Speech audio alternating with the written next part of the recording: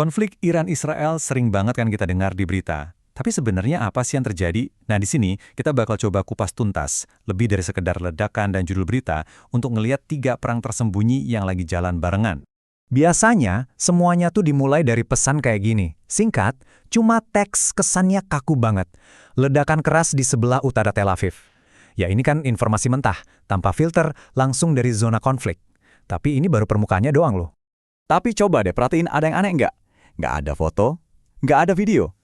Loh, di zaman serba smartphone kayak sekarang, harusnya kan ada rekaman dari mana-mana ya? Nah, justru absennya gambar inilah yang jadi petunjuk pertama kita. Ini nih yang bikin kita mikir, kenapa sih laporan yang kedengarannya dramatis banget ini seringkali muncul tanpa bukti visual? Jawabannya ada di perang pertama yang bakal kita bahas. Oke, ini dia lapisan pertama dari konfliknya. Perang tanpa gambar, sebuah pertarungan sengit buat ngendaliin informasi. Selamat datang di arena perang informasi. Di sini, ngendaliin narasi itu sama pentingnya kayak menang di medan perang. Contohnya nih, pemerintah Israel, mereka tuh ngatur ketat banget penyebaran gambar-gambar dampak serangan rudal. Tujuannya apa?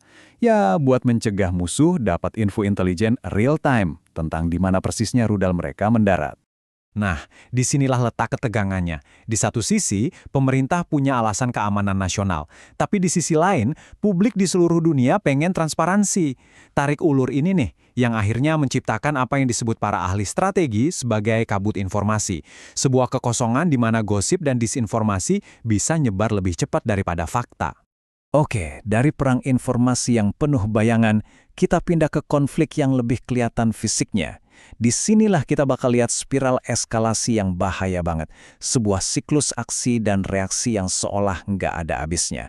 Aksi terus reaksi, gitu terus. Iran ngeluncurin rentetan rudal jarak jauh, sasarannya fasilitas-fasilitas penting kayak pangkalan udara Nevatim yang super strategis. Terus, sebagai balasannya, ada laporan serangan balik dari Israel dan Amerika Serikat yang targetnya wilayah Iran. Dan di balik itu semua, sirine terus-terusan bunyi, jadi semacam perang psikologis juga buat warga sipil. Ini tuh pola eskalasi yang klasik banget. Satu serangan memicu pembalasan. Pembalasan itu, memicu pembalasan lagi. Setiap putaran, intensitasnya makin naik. Dan yang paling penting, kesempatan buat diplomasi jadi makin sempit. Kedua belah pihak jadi makin kedorong ke tepi jurang. Eskalasi ini tentu aja ada konsekuensinya. Medan perangnya jadi makin luas. Ini udah bukan lagi cuma soal Iran sama Israel. Riak konfliknya sekarang udah nyebar ke seluruh kawasan. Bayangin aja kayak pusaran air deh. Konflik utama antara Iran dan Israel ini secara aktif narik negara-negara tetangga masuk ke dalamnya. Jadinya konfrontasi yang tadinya cuma 2 negara, sekarang jadi krisis regional. Lihat aja, negara-negara di seluruh wilayah ini sekarang siaga tinggi. Dan yang perlu dicatat, banyak dari negara-negara Teluk ini jadi markas pangkalan militer besar Amerika Serikat. Ini jelas mengubah perhitungannya secara drastis. Tiba-tiba, Iran gak cuma berhadapan sama Israel, tapi juga jaringan aliansi yang nyambung sama kekuatan militer alidaya. Akibatnya, wah serius banget. Dengan makin banyaknya pemain di lapangan, risiko salah perhitungan, satu langkah salah, satu rudal nyasar, itu naiknya eksponensial.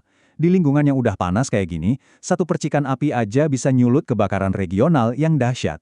Nah, ini ngebawa kita ke riak yang terakhir. Riak yang nyebrangin lautan dan benua, efek domino ekonomi yang dampaknya kena ke kita semua, dimanapun kita tinggal.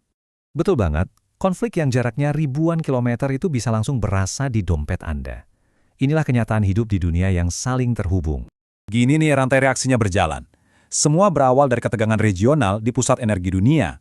Pasar global yang paling benci sama ketidakpastian langsung bereaksi. Harga minyak naik. Itu pada gilirannya bikin biaya energi dan logistik buat macam-macam hal jadi melonjak. Hasil akhirnya, inflasi global yang kerasa pas kita isi bensin atau belanja di pasar. Dan ini kuncinya, pasar tuh nggak bereaksi sama pelurunya, tapi sama risiko bakal adanya peluru.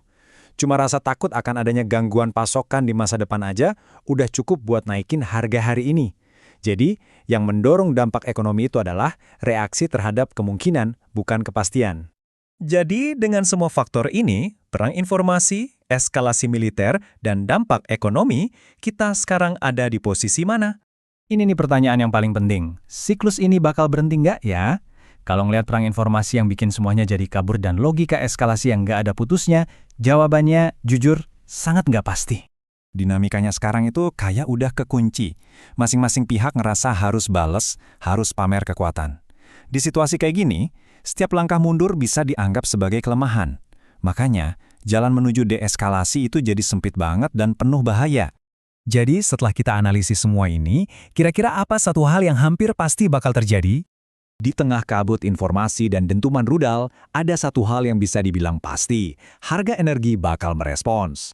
Dari 3 perang yang udah kita bahas, informasi, eskalasi, dan regional, riak ekonomi inilah yang paling cepat nyampe ke seluruh dunia. Efeknya tuh nggak pernah berhenti di garis depan. Dia merambat lewat pasar dan industri, jadi pengingat nyata bahwa di dunia kita yang saling terhubung ini, nggak ada konflik yang benar-benar terjadi di tempat yang jauh.